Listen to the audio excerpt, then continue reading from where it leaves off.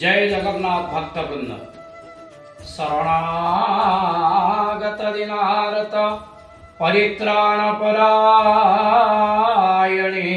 सर्वस्यार्ति हरे देवी नारायणी नमोस्तुते।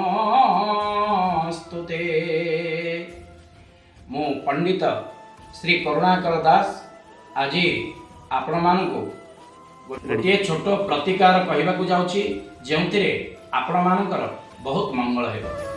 आमर जो झील मैंने बाहाई पारना एवं वयस्क पुओ मैंने बाहाई पारना से गोटे छोटिया प्रतिकार कहबी।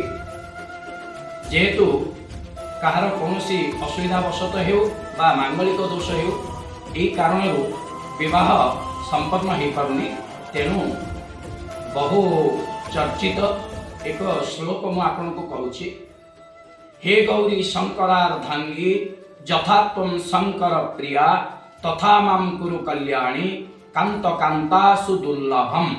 यही मंत्र को 100 दिन मात्र 100 दिन प्रत्येक दिन 108 थर निज घर निज घरे बा कौनसी शिव मंदिर रे बसी उच्चारण करंतु।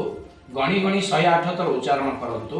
देखिए 100 दिन मध्य आपणकर निश्चय सुफल मिलिबो। आपनको सुफल निश्चय मिलिबो, एथिरे कौनसी संदेह नहीं।